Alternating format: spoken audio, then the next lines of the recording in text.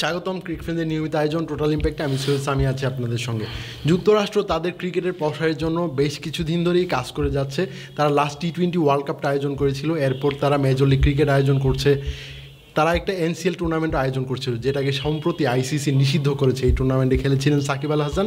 এই টুর্নামেন্টে নিয়ে আলোচনা করার জন্য হাজির হয়েছি। আমার সঙ্গে আছেন মোহাম্মদ সাদমান। স্বাগতম। ধন্যবাদ।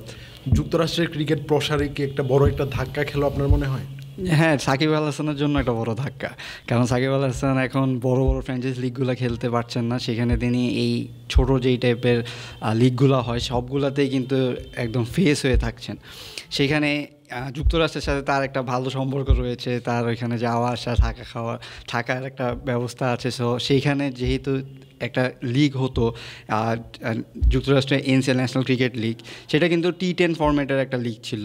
একবারই হয়েছে কয়েক মাস আগে। সেখানে কিন্তু তামিম ইকবালেরও খেলার কথা ছিল। আমরা এটা নিয়ে একটা ভিডিও করেছিলাম যে তামিম সাকিবকে আবার মাঠে একসাথে দেখা যাবে, কিন্তু শেষ পর্যন্ত তামিম আর খেলেনি, কারণ তখন হচ্ছে বাংলাদেশ ইন্ডিয়ার সিরিজ চলছিল এবং সেখানে তিনি কমেন্ট্রি করছিলেন। কিন্তু লস অ্যাঞ্জেলস ওয়েভসের হয়ে সাকিব আল হাসান খেলেছিলেন। এখন আইসিসি এই লিগটার উপরে নিষেধাজ্ঞা দিয়েছে। তার অনেকগুলো কারণ রয়েছে, মাঠের ভিতরে মাঠের বাইরে অনেকগুলো কারণ রয়েছে।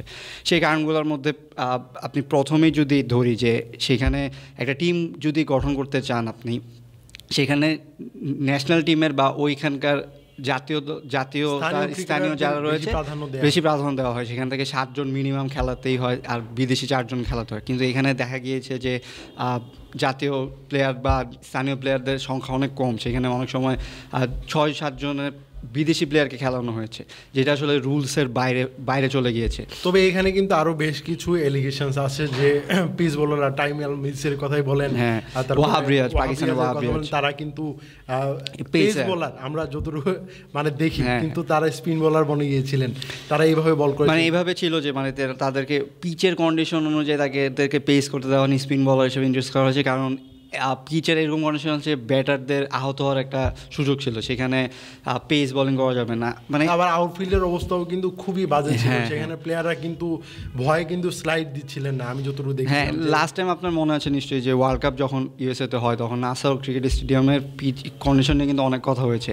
সেটা কিন্তু একবার শুধু টুর্নামেন্টের জন্য, সেটা কিন্তু এখন উধাও হয়ে গিয়েছে, এখন কিন্তু সেই স্টেডিয়ামটা নেই।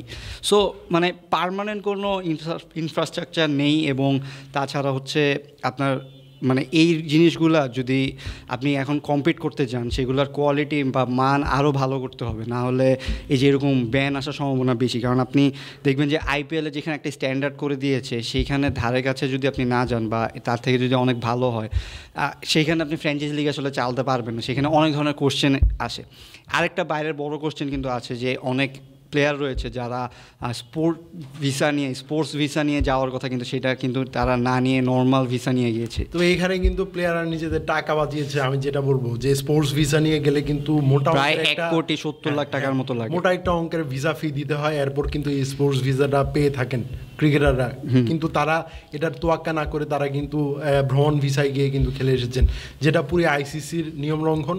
তাছাড়া যুক্তরাষ্ট্রের যে শ্রম আইন আছে সেটা লঙ্ঘন হয়। সো এইসব দিক দেখতে গেলে আপনার যখন অবজার্ভ করবে, আপনি আইসিসিকে নিয়ে আমরা হয়তো অনেক ধরনের কথা বলি, কিন্তু সব কিছু কিন্তু তারা অবজারভেশনে রাখে। যেখানে সারা বিশ্বে যেই ধরনের টুর্নামেন্টগুলো হচ্ছে, সেখানে আমরা অনেক কিছু নিয়ে কথা বলি, যে ফিক্সিং হওয়ার চান্স থাকে, বা টি10 লিগগুলো আসলে বেশিরভাগ এইসব কথা বলা হয়ে থাকে, যে ফিক্সিংয়ের একটা মহড়া হয়ে থাকে সেখানে, আতর ঘর। হ্যাঁ, সো সেইখানে এই জিনিসগুলো যদি আপনি আবুধাবি টি10 কিন্তু এখন হয়ে গেছে। আবুধাবি যখন দুবাই খেলা যখন শুরু করে, তারা কিন্তু একটা মানে লাইনে চলে এসেছে, তারা কিন্তু মোটামুটি আবুধাবি টি10-এরও কিন্তু বেশ কয়েকটা টিম ফ্র্যাঞ্চাইজি ওনার ক্রিকেটার্স, আমরা নাসির হোসেনের কথা জানি, তিনিও কিন্তু এই টুর্নামেন্টে খেলতে কিন্তু প্রশ্নবিদ্ধ হয়েছেন, নিষিদ্ধ হয়েছেন। এগুলো নিয়ে এখনও কিন্তু আইসিসির তদন্ত চলমান আছে। যুক্তরাষ্ট্রে যে ক্রিকেট মানে ফ্র্যাঞ্চাইজি লিগগুলো হচ্ছে, মেজর লিগ ক্রিকেট বা এনসিএল, এইসব টুর্নামেন্ট, এগুলো নিয়ে কিন্তু আইসিসির কিন্তু আবারও কিন্তু মানে একদম পাখির দৃষ্টিতে দেখতে হবে, না হলে কিন্তু এইসব টুর্নামেন্ট ঘিরে ফিক্সাররা কিন্তু অনেকটা সরব হয়ে ওঠে। সেটাই এইখানে বাংলাদেশের নাসির হোসেন বললেন। সো এই মানে বাংলাদেশের প্লেয়ারদের ক্ষেত্রেও কিন্তু একটা নাম খারাপ হওয়ার সুযোগ থাকে, কারণ আপনি এই কয়েকদিন পরে কিন্তু লঙ্কার টি10 শুরু হবে প্রথমবারের মতো, সেখানে কিন্তু বাংলাদেশের প্লেয়াররা রয়েছেন। সো এই লিগগুলো যদি লিগালভাবে মানে ক্লিনভাবে না হয় তখন কিন্তু এই প্লেয়ারদের উপরে আসলে নাম আসে যে তারাও এগুলোর সাথে হয়তো জড়িত থাকবে বা সেই এখন ইউএসএতে খেলার প্রসার যদি বাড়াতে হয় বা তখন এগুলো দরকার ছিল, কিন্তু আপনি যদি ঠিকমতো নিয়মের বাইরে যেয়ে খেলেন তাহলে কিন্তু এরকম ব্যান আসাটা স্বাভাবিক। তবে আমার মনে হয় আইসিসি এরকম একটা টুর্নামেন্টকে কিভাবে আসলে অনুমতি দিয়েছিল যে এখানে ক্রিকেটাররা খেলতে পারবেন। আমরা জানি যে আইসিসির অনুমতি ছাড়া কিন্তু এইসব টুর্নামেন্ট আয়োজনের কোনো সুযোগ নেই। আইসিসিকে তারা কি এই বিষয়গুলোই লুকিয়েছিল নাকি আইসিসি এগুলা প্রথমবার দেখে আসলে তাদেরকে না, ওইখানে আপনি দেখবেন যে ওয়াসিম আকরামদের মতো প্লেয়ার, সচিন তেন্ডুলকারের মতো অ্যাডভাইজার হিসেবে ছিলেন বা হচ্ছে ব্র্যান্ড অ্যাম্বাসেডর হিসেবে কাজ করেছেন, ভিভরিজাস। সো এরকম বড় প্লেয়ারদের যখন সামনে আনছেন তখন হয়তো আইসিসি এতটা ভিতরে দিয়ে হয়তো দেখেনি বা টুর্নামেন্টটা হওয়া পর্যন্ত করেছে। তারা হয়তো জাস্ট লাইসেন্সটা নিয়েছেন, কারণ ইউএসএতে তো ওয়ার্ল্ড কাপ হয়েছে, অন্যান্য টি-20 লিগ হয়, গ্লোবাল একটা টি-20 সাকিব যেখানে খেলেন, মেজর লিগ ক্রিকেট। হ্যাঁ, সো এখানে তো হচ্ছে, এমন না যে হচ্ছে না নতুন। সো সেই হিসেবে হয়তো তারা ওভারলুক করেছিলেন, কিন্তু যখন একটা সিজন শেষ হয়ে গেল তখন আসলে সেগুলো চোখে পড়েছে বা এই যে ভিতরে যেই কথাগুলো, ফাইন্যান্সিয়াল যেসব কথা রয়েছে সেগুলো যখন সামনে এসেছে তখন আসলে ব্যান ছাড়া উপায় ছিল না। এখন তারা যদি এগুলো আবার রিকভার করে আসতে পারে হয়তো আবার তারা অনুমোদন পাবে। না, আপনার কাছে আমার একটা শেষ প্রশ্ন, যে ক্রিকেটাররা এইসব টুর্নামেন্টে খেলার আগে কি তাদেরও একটু বাছাবাছি করা উচিত যে আমি এইসব টুর্নামেন্টে খেলবো কি খেলবো না? এইসব টুর্নামেন্টে গেলে আমি আসলে প্রশ্নবিদ্ধ হতে পারি। একটা জিনিস দেখবেন যে এইসব টুর্নামেন্টে যারা খেলে তারা কিন্তু রেগুলার প্লেয়ার না, মানে তারা হয় এজ বেশি বা রিটায়ারমেন্টে চলে গিয়েছেন বা জাতীয় দলে সুযোগ পাচ্ছেন না অনেক দিন ধরে। হ্যাঁ, সেটাই বলছি। সো সেক্ষেত্রে যখন তাদের কাছে অফার আসে, মোটা অঙ্কের টাকার একটা অফার আসে, তখন তারা আসলে এগুলো দেখেন না।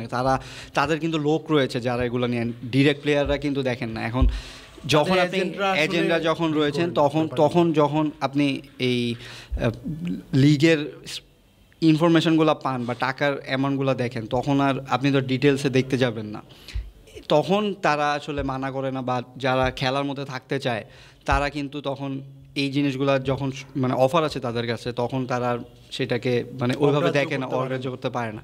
কারণ আপনি খেলার মধ্যে থাকতে চান, আপনার টাকা আসছে বা ইনকাম করছেন, এই লিগগুলো কিন্তু মেইনলি তাদের ক্ষেত্রেই দেখা যায়। এখন বাংলাদেশিরা যখন খেলে তখন আমরা কিন্তু বলি যে না খুব ভালো হচ্ছে, বা কিন্তু দেখা যাবে যে কিছু লিগ মানে এই টি-10 আবুধাবিটা বাদে, আবুধাবিতে অনেক কথাও যদি বলি সেখানে কিন্তু জিয়াউর রহমান, তারপর বাংলাদেশে অনেক অখ্যাত প্লেয়ার আছেন যারা কিন্তু সুযোগ পান, মুক্তার আলী তারাও খেলেছেন। কিন্তু আপনার কথা হচ্ছে যে এই লিগগুলো যখন হবে তখন কিন্তু ওই যে চিন্তাই থাকে যে যারা অফ ফর্মে রয়েছে বা ন্যাশনাল টিমের বাইরে বা যারা রিটায়ার্ড তারাই কিন্তু খেলবে। ন্যাশনাল টিমের যারা রেগুলার প্লেয়ার তারা কিন্তু অন্যান্য যারা যেসব ফ্র্যাঞ্চাইজি লিগ রয়েছে বড় বড় সেগুলোতে খেলা নিয়ে ব্যস্ত থাকে। সো এই লিগগুলা যখন তারা খেলছে, আপনি এই যে সাকিব আল হাসানের মতো প্লেয়ার, আমাদের লেজেন্ড, বাংলাদেশের লেজেন্ড, তার নামটাও কিন্তু জড়িয়ে গিয়েছে। সো সেখানে আপনি যখন দেখবেন যে এরকম একটা টুর্নামেন্ট তিনি খেলেছেন যে টুর্নামেন্টে এক সিজন পরে ব্যান হয়েছে, কোয়ালিটিতে এইসব সমস্যা রয়েছে, তখন কিন্তু তার উপরেও যায় অনেক কথা। সো আমার মনে হয় যে আমাদের দর্শকরা কিন্তু বলতে পারেন যে আমরা শুধু কেন সাকিবের নামই বলছি। এই টুর্নামেন্ট নিষিদ্ধ হওয়ার পর সাকিবের নাম কিন্তু গ্লোবাল মানে ইন্টারন্যাশনাল যেই সাইটগুলো আছে তারাও কিন্তু খুবই ফলাওভাবে সাকিবের নামটা কিন্তু প্রচার করছেন, শুধু আমরা না। ওইটাই তো, আমরা তামিম ইকবালের খেলার কথা ছিল, তিনি খেলেননি। সো আমাদের কাজ হচ্ছে টুর্নামেন্ট হলে সেটা নিয়ে আসলে জানানো। এখানে আমরা বাংলাদেশ হিসেবে বাংলাদেশের প্লেয়ারদের নিয়েই কথা বেশি বলবো। আমরা অন্য দেশের প্লেয়ার যারা বড় প্লেয়ার রয়েছে তারা তো রয়েছেনি, কিন্তু বাংলাদেশের প্লেয়ার থাকলে তাদের প্রায়োরিটি বেশি থাকে। সো সেই ক্ষেত্রে আমাদের তাদের নামটাই নিতে হবে বেশি করে। কিন্তু আমার কথা হচ্ছে ওভারঅল সবার আসলে আরেকটু, এখন যেহেতু একটা ব্যান এসেছে, অন্যান্য এরকম টুর্নামেন্ট, ছোটো টুর্নামেন্ট যদি হয় তখন তাদের উচিত যে জিনিসটাকে আরও একটু ভালোভাবে এক্সামিন করে তারপরে হচ্ছে নামটা দেওয়া। কারণ নাম আলটিমেটলি আপনারই খারাপ হবে যদি টুর্নামেন্টটা খারাপ হয়। ধন্যবাদ স্যার আমার সঙ্গে থাকার জন্য। দর্শক, ক্রিকেট নিয়মিত আয়োজনে আমাদের সঙ্গে থাকার জন্য ধন্যবাদ। পরবর্তী কোনো পর্বে অন্য কোনো বিষয় নিয়ে আবার কথা বলবো, সেই পর্যন্ত আমাদের সঙ্গে থাকুন। ধন্যবাদ সবাইকে।